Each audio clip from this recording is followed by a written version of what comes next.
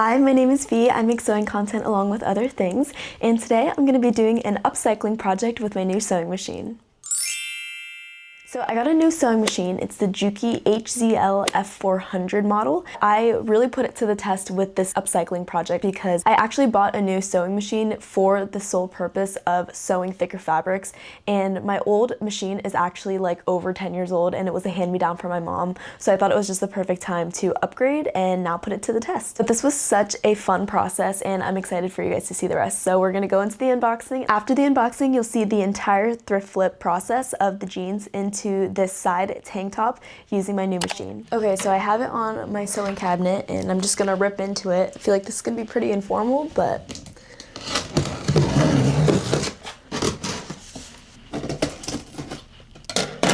okay, there's like metal tabs in the cabinet. How am I supposed to open that?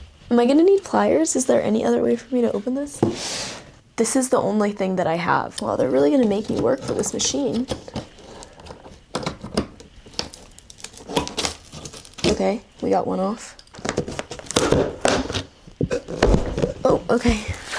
Okay. Also, I do apologize for this lighting. The Pittsburgh weather is not working with me, so. Oh my gosh, this sewing machine is so large. Okay, I feel like I need to put her on the floor. Okay, the carrying case came off. So you know what? That's gonna be the first thing we take out. Okay, here's the sewing machine.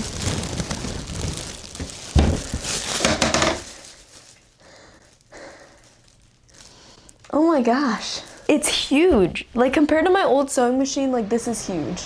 Okay, this is turning out to be like such a more complicated video than I thought for some reason because I cannot get my camera angles right. I don't know if you guys like can see everything I'm seeing, but anyway, let me not think too much and just show you guys what I have. Okay, here's the sewing machine.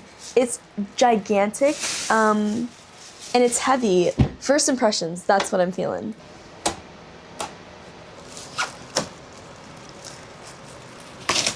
And then this is like where you can actually, like where the rest of the machine happens. I love how neatly everything is tucked away and like it has all of your guides here. Also, another thing about this machine that I really like that I don't have, okay, there's a lot of things that this machine has and my other ones does, but here are the ones that are standing out to me.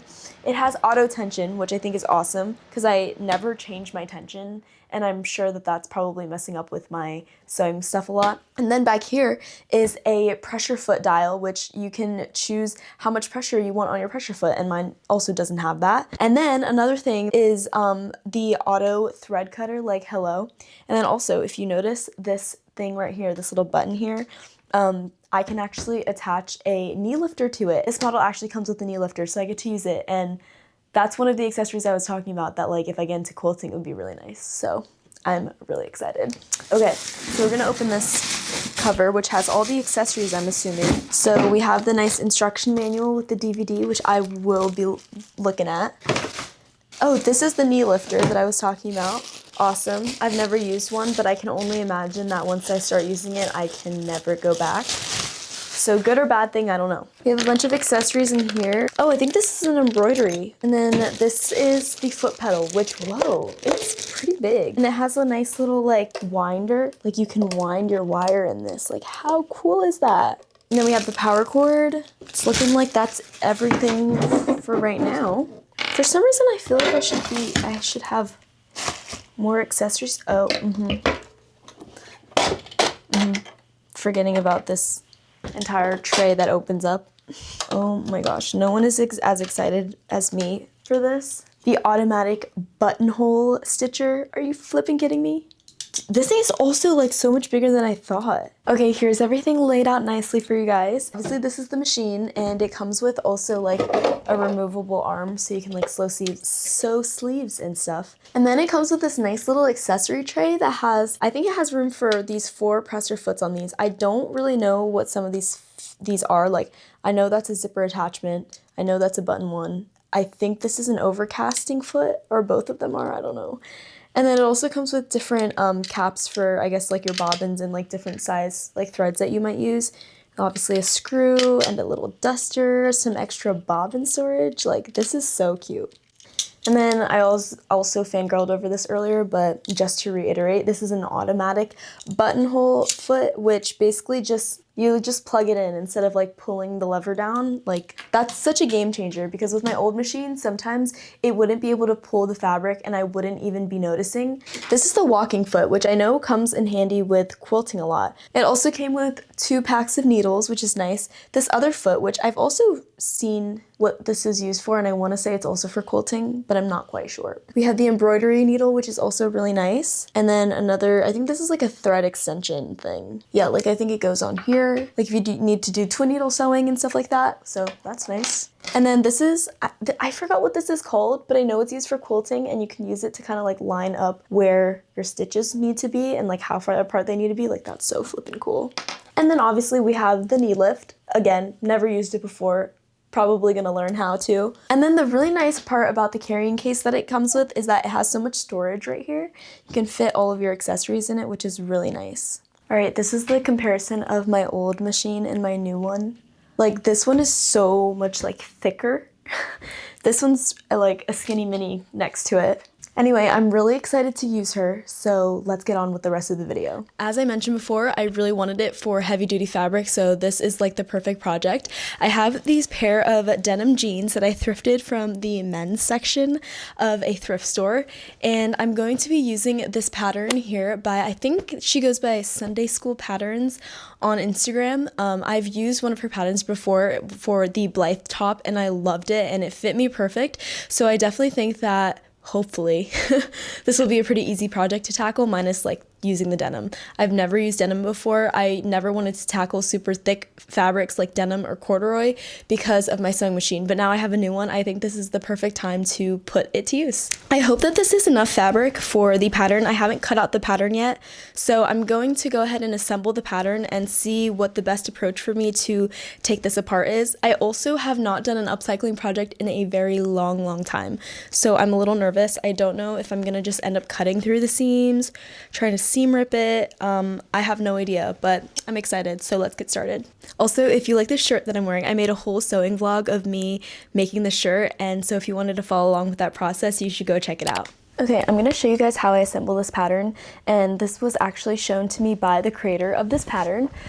She posted a video basically talking about how you could just cut the corners of your pattern pieces and then line up the corners, and that way you don't have to cut multiple pieces of paper. I usually just do the right corners of each page, and then you want to leave like the left hole. So you line it up like this, and then you can just tape from there. To tape them together, I just use clear tape. Since mine is pretty thick, I like to cut it in half. I just kind of like rip it down in half like that. It doesn't have to be perfect.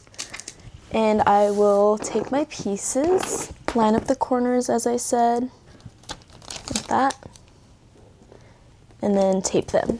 Okay, so these are the continuation pieces, so I'm gonna do the same thing and cut both of the right corners off. And also, this only works for patterns that kind of have this like rectangular guide all around the pattern. And once again, align the corners, and then I line up these corners. But yeah, that's pretty much it. And then I just go ahead and tape everything like that, and then we're good to go. All right, I have the entire pattern all laid out. I'm getting worried that my jeans may not be enough fabric, but yeah, this is basically what it looks like. If you can tell, like some of the corners are clipped. Some of them I did actually end up taking off like half the sides if I thought it was really important for me to see the lines, like for example, like right here. But yeah, I'm gonna go ahead and cut it out and kind of come up with a game plan for my jeans to see if I may or may not need to replace some of the fabric with a different fabric. But yeah, let's cut this out. Okay, I think my gut is telling me to seam rip the crotch here, or like I don't even have to seam rip, but I can cut it. And also, like, these seams here are like these flat felt seams, like these are nice. Like I feel like if I cut them, I can use those as a strap instead of potentially like cutting out and making my own. So let me see if I can cut that out and preserve like that. I think that would be nice for the straps, and then I'll save some fabric and I don't have to cut this out. All right, I actually finally read the instructions, and I think that it's giving me an option for interfacing or using like a lining, and I'm gonna just use interfacing. I don't have enough fabric as it is to do a lining. I mean, I have like silk lining that I can use, But I would just like rather not line this. Like I don't mind just like having the raw denim, but yeah, I'm just gonna go ahead and cut this inseam out, and then maybe I can see if I can save the hem.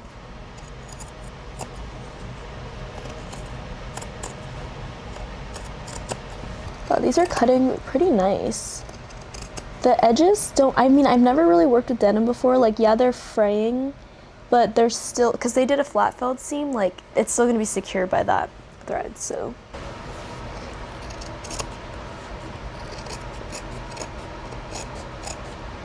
I have a lot of respect for people that upcycle. I do not have an eye for that at all, hence why I basically do sewing patterns most of the time. I think I could like get into it, but I'm just such a perfectionist when it comes to sewing that I like to make everything perfect, and sometimes with like upcycling you have to make a lot of sacrifices.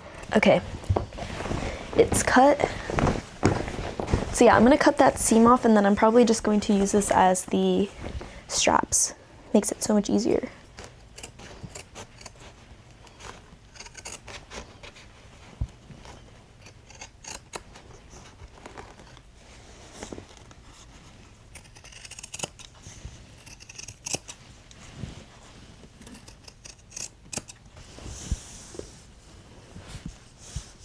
All right, and then also I'm going to seam rip the pockets here, but I feel like starting from the back is always a good option.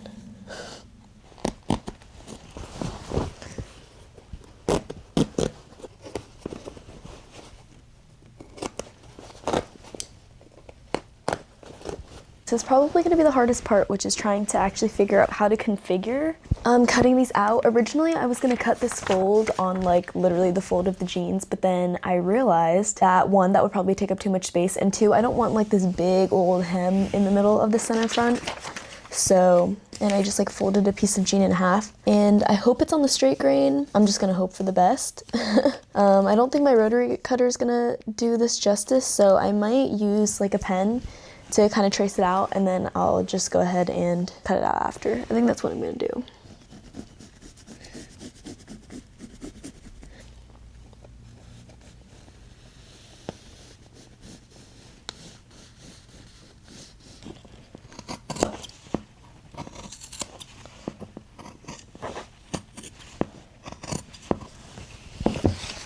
Okay, that was really nerve-wracking. Now let's figure out how I'm gonna fold the rest of these. I just finished cutting out all of my pattern pieces, and I didn't film any of it because I was getting so frustrated. There was like literally not enough space for all of my stuff, and I really did not want to use one of my old jeans because I don't think I had anything this dark wash. I ended up making it work, and I was like moving the pieces around, reconfiguring them like 50,000 times, flipping it, seeing what would work. I think I did that for like an hour before I actually started cutting. I will say though, some of them, like look at this. There's a big chip in this because I had to use that fabric for another one, but hopefully the seam allowances will save me. It's never taken me so long to cut the pattern out, and like for reference, I think I started taping everything together at like 1:30, and it's 4 o'clock now. So also, since I was limited on fabric, I didn't want to make the wrong cut, so I was like just triple checking everything and making sure things were mirrored properly. So yeah.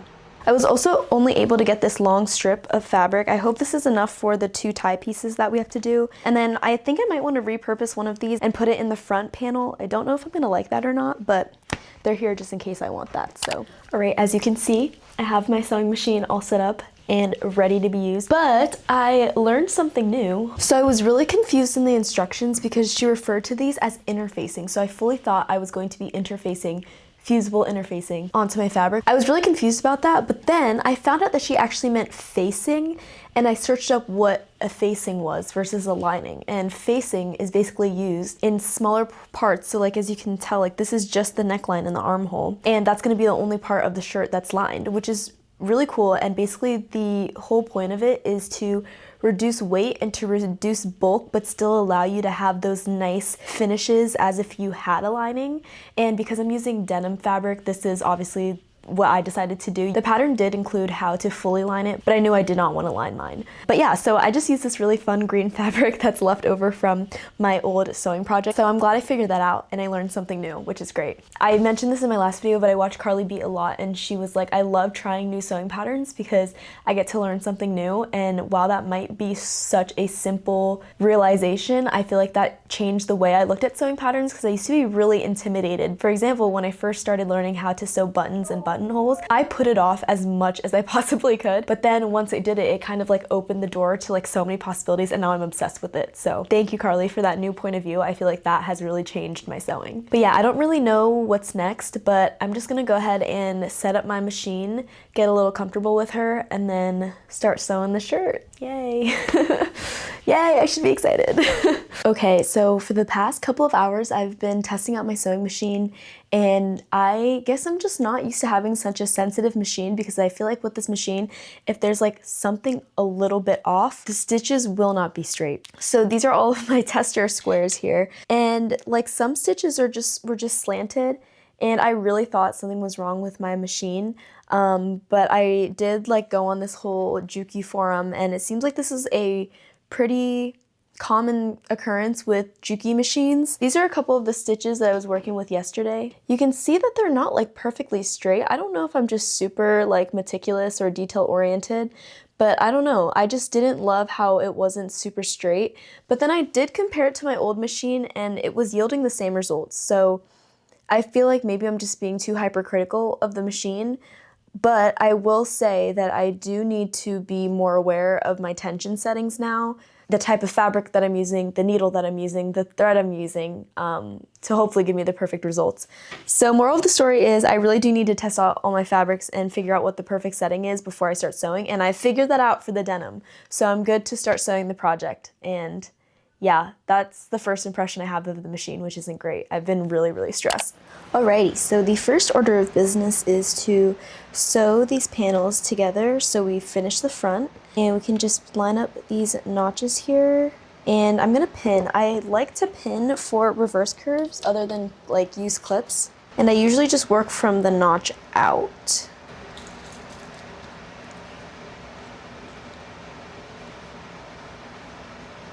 Okay, cool.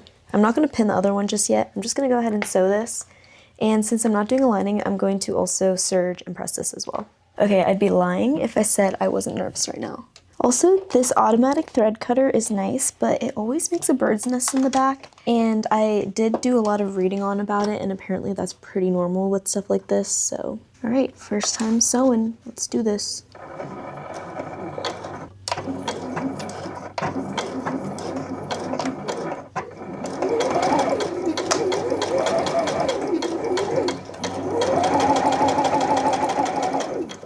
And for reverse curves, I'm always holding my fabric up in a way that it moves with the curvature. And that way, like, because if I lay it flat, I might be catching some of the other parts.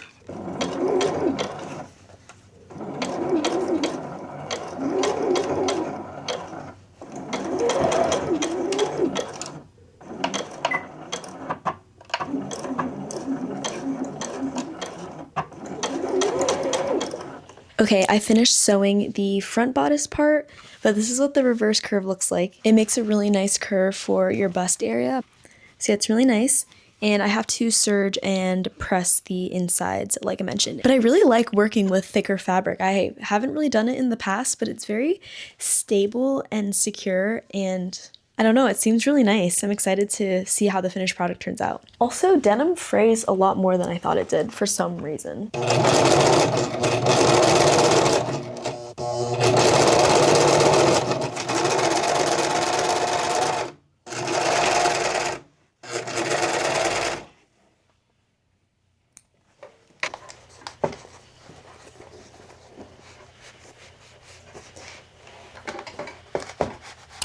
Okay, so the next step is actually telling me to work with the facing, and I don't really feel like working on the facing because that means I have to make sure that my tension for cotton fabric is right. So I'm just gonna move on to the next step with the denim, which is working on the back panels, and it's basically the same thing. I think it is a reverse curve. Yeah, I'm gonna take the two back pieces and then put them together with this, And then I honestly think after that is like installing the zipper, but I feel like we're almost halfway done with the shirt, which is crazy because all I did was sew the front pieces together. But yeah, I'm gonna do that.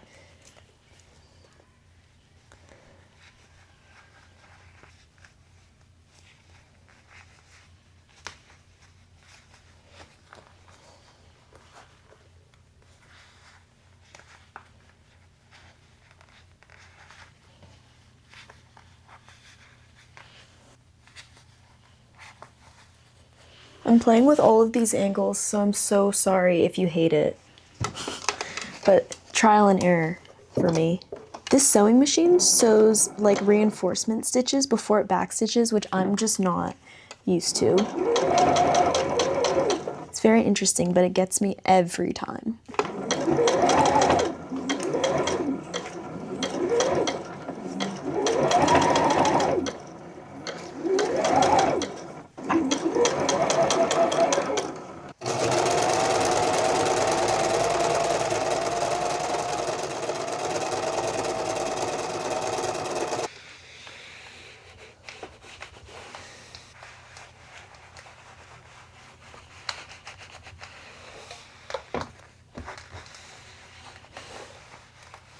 Alright, so I finished sewing the front and back bodices together, and let me show you this. The back just lines up on my mannequin, and I have a feeling that it will be very tight here when I add the zipper because there's like no seam allowance for me to even add the zipper. And since I thrifted the jeans, I don't have much fabric left over to work with if I do need to piece a strip down. I don't even know if I have enough for that. So I think my game plan for now is tomorrow I'm gonna work on the inner lining, and then I'm going to attach the zipper when they tell me and kind of just play it by ear then. That's a tomorrow problem though. I also do want to add that the sizing is totally my fault because I didn't measure myself. I explained in my last video that usually for sewing projects, I'm always sizing up one, and for this one, I didn't size up. Also, I did want to preserve fabric. Like, I feel like if I had to add that extra like quarter or half of an inch or whatever the size difference is between the two, like I wouldn't have had enough fabric to work with, so that's also what I was scared about. But yeah, that's totally my doing, so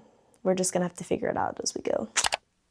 Editing V here. I'm not quite sure what happened to the audio here, but I think I was just talking about how I was burnt out from sewing all of last night, and I was nervous about the zipper situation, but here I am putting it on, so let's see if it works out.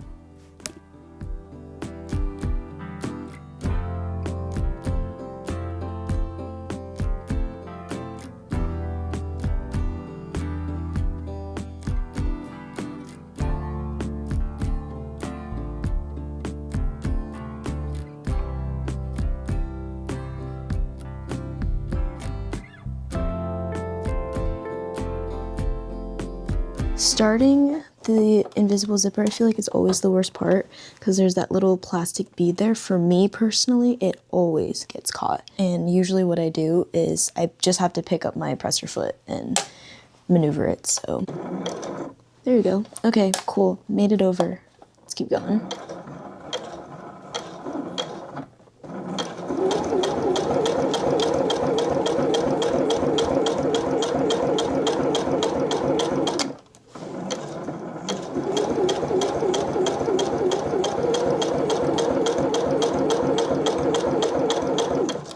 Okay, so I'm going to talk about my sewing machine because that's where this video all started and how it's doing right now. I think it's really nice. I really like it. It seems very powerful. The feeder dogs are feeding the fabric through, no problem, which is a really big issue I had with my old machine. It's really smooth, it's really quiet, and the light is so bright. My complaints so far have just been the fact that I feel like every single time I start sewing, I have to test the tension, or I have to test to see if like my threads are thread correctly, which is something that I never really had to check with my old machine. I hope over time that lessens a little bit, but I've just been triple checking because I'm sewing a project that I haven't sewed a prototype for, might I add, with thrifted fabric that I don't have more fabric. So I'm just taking extra precautions to double check that my sewing machine is working properly before I'm starting. That's where I'm at right now with this machine. Okay, now that I'm done yapping, I'm just gonna show you guys me pinning the zipper. This part always gets me. I used to mess this up all the time. You flip it over to the right side, and then you have to flip it over right side on top of the other right side. Make sure you do that, because if you don't do that, your zipper is going to be all twisted and you're going to have to do it again, which no one wants to do that.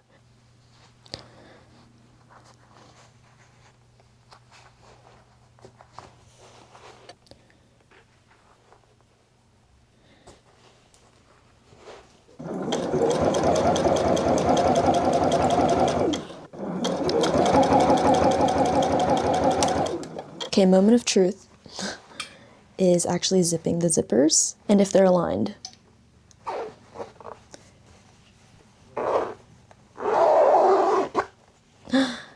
Okay, wait, that is the most invisible zipper I've ever sewn in my life. I really do think it had to do with the denim and probably my sewing machine too. Oh my gosh, that is perfect. So then now that that's even, I can go ahead and connect the bottom 2 inches by just straight stitching. I'm going to be using a zipper foot to get as close to here as possible. Okay, so I've connected the bottom, and I'm going to just go ahead and iron this flat down and open the bottom seams. But I'm so happy about the zipper. I have my shoulder seams all pinned, and I'm just gonna go ahead and sew, serge, and press this down. Okay, as you guys can see, I put it on my dress form and my fears are the same. There's like barely any overlap between, especially like the front part right here. But I'm just gonna go ahead and sew those side seams together as normal when I get to that step, and then I can always adjust it after. But the next order of business, I have all the facing pieces here, and then that way we can get a nice finish around like our edges and stuff. But yeah, I'm gonna just sew all the pieces together like the instructions say, and we should be good.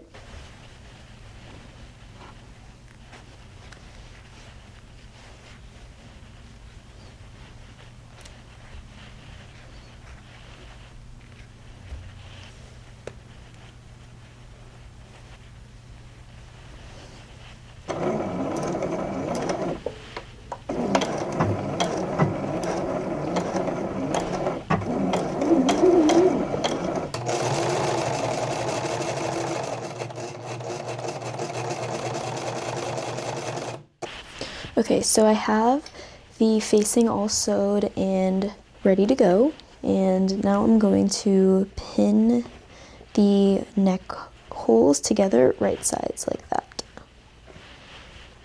And first I'm going to just line up the seams.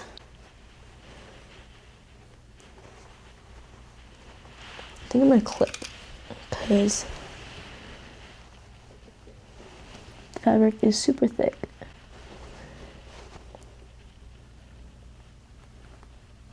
Okay, so now I think I just sew all along here.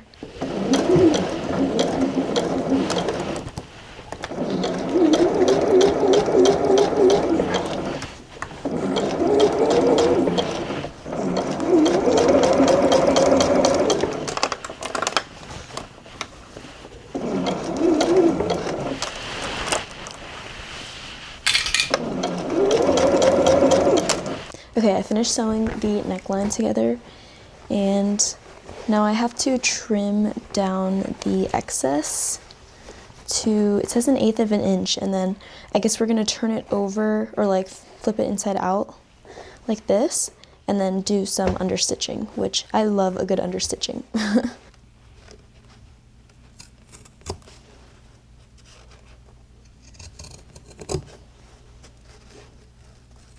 So now I think what I'm going to do is just flip it like this and understitch everything. Okay, I'm not sure how much my camera is actually able to show you guys, but basically I have my lining on one side and then I have my shell piece on the other side. But then on the back, this seam allowance here is also facing toward the lining side, and I'm basically kind of just gently tugging them apart and sewing at about like 1/8 of an inch, making sure that I catch the lining piece as well. But yeah, I'm sewing on the lining side.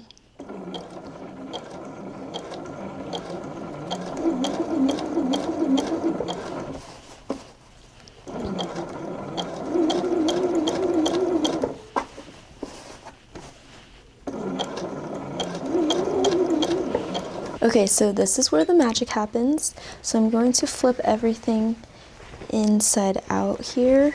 Now the neckline is finished, and with the understitching, it kind of helps the underlining stay on this side, but nothing is going to be perfect until we press everything. I'm also going to try not to hit my zipper, because since I'm ironing denim, my iron is on pretty high. I don't want to melt my zipper.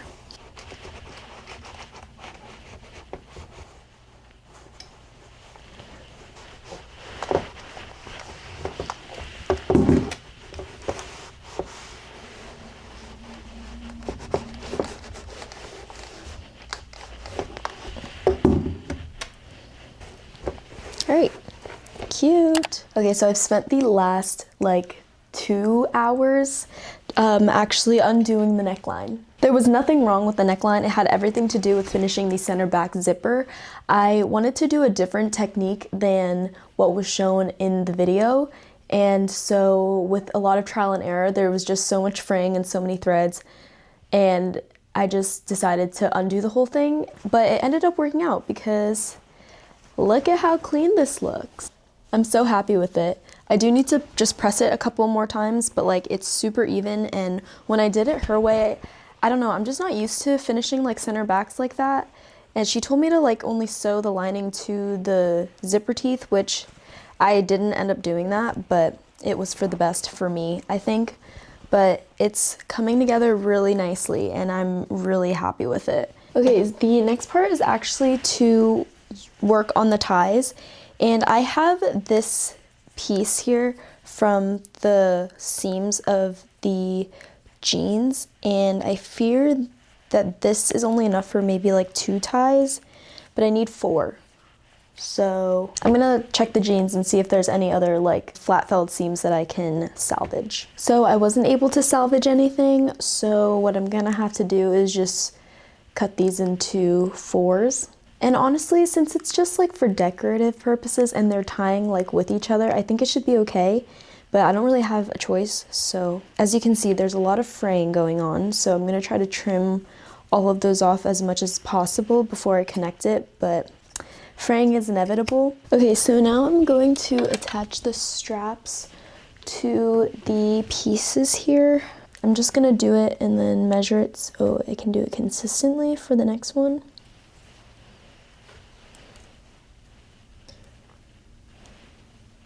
And then now I think I just have to take this other panel here and I'm just going to sew all the way around, all of the sides except for this side.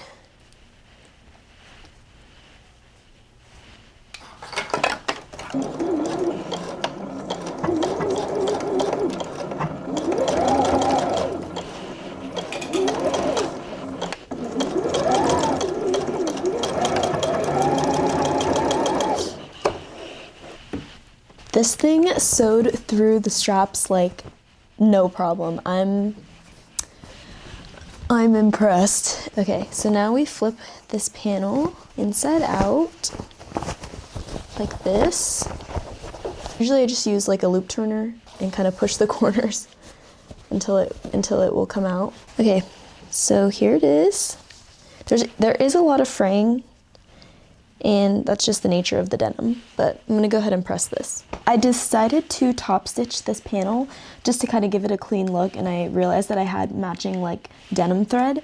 So I went ahead and did that, or I'm doing it right now, and it like this machine is plowing through the denim, no problem. I'm so impressed, just watch.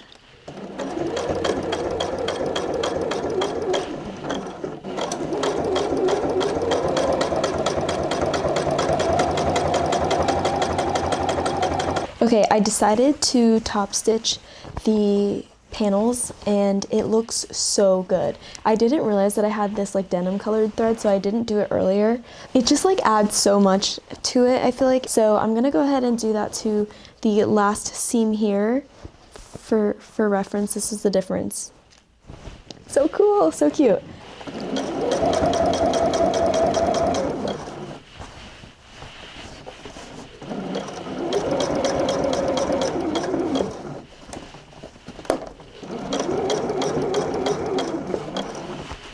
For this side panel, I went ahead and just aligned the notches, and this is what it looks like. I'm just going to go ahead and sew them in place, and I'm going to do like 1/4 of an inch so that it's less than my seam allowance, because I'm just basically basting this in. And then next, we're going to finish off the armhole, and we're using something called the burrito method. First time I've heard of it. I haven't used that method before, but I just watched the tutorial and it looks really cool, so I'm excited to try it out.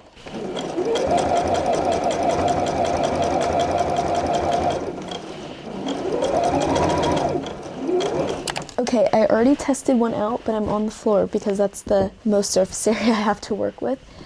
It worked perfect. It was really hard to turn over though because I'm using denim, but I'll just show you guys real quick. So basically you're gonna put right side up, and I'm going to roll like that.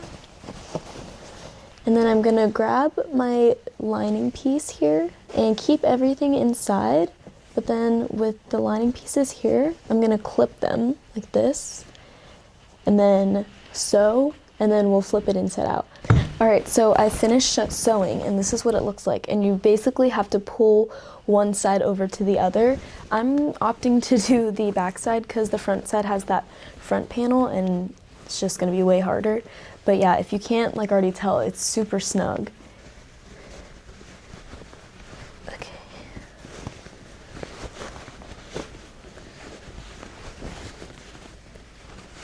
Okay, you got it. Yay! Okay, that actually wasn't as bad as the first time, surprisingly. So now this is what we have, and I'm gonna go ahead and press the seams, but I also have decided that since I did do top stitching with this like brownish thread, I'm gonna do the same thing with the armhole as well. That way I can make sure that this, the facing stays in, because we can't really understitch with this. So top stitching is the way to go, and use that just to make sure that the green doesn't show.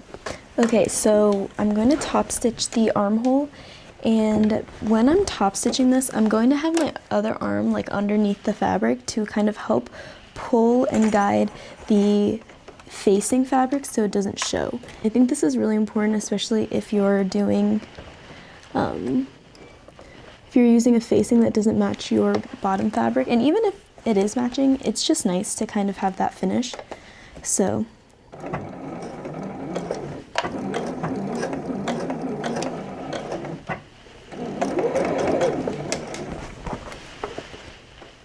but I also don't want to pull it too much to the point where the denim is like way over.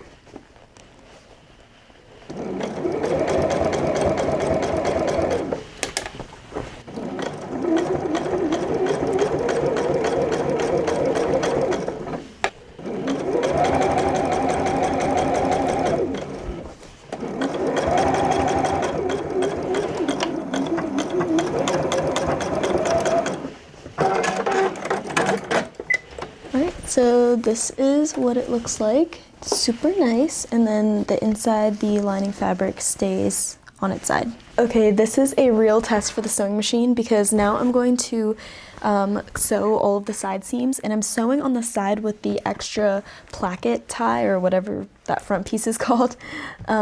So that's like 4 layers of denim by the seams, sometimes 6. So I'm a little nervous to say the least, but I'm kind of excited to see how it goes.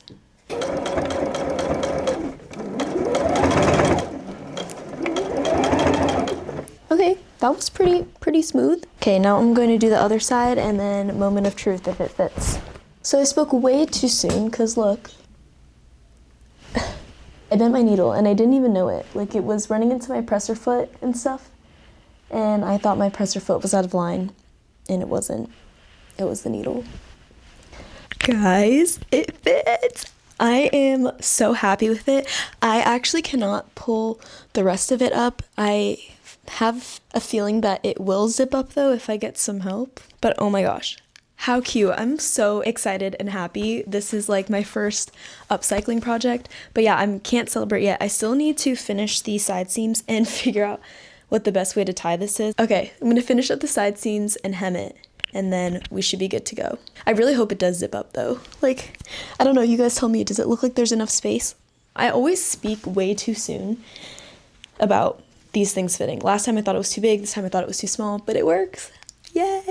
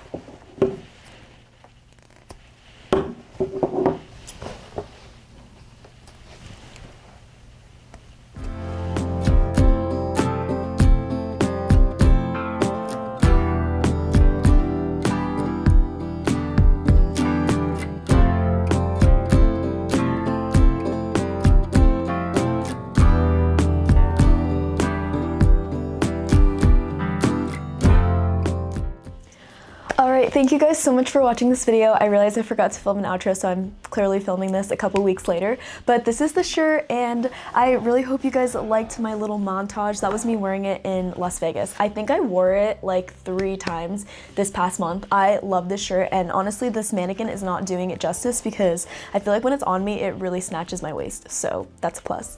Anyway, my key takeaways for these videos is 1, my Juki sewing machine is a beast. It's not even like a top Juki model, and it sewed through everything perfectly, and I'm really happy with the sewing machine. And it was a little finicky at first, but I think I've gotten used to it, and I'm being more cognizant about all the tension issues and stuff like that as I'm sewing. So I've definitely grown to understand the tension a little bit more. So no problems there, and I'm really happy with the sewing machine. Other takeaway is that I really love upcycling. I really think that it's so cool to take something that somebody doesn't want anymore and turn it into something that you'd wear. Like I said, I've worn this so many times already, and I just feel like it's been such a great project to do. I'm definitely gonna do more upcycling in the future, so stay tuned for that if I do. Anyway, thank you guys so much for watching, and hopefully I'll see you in the next video.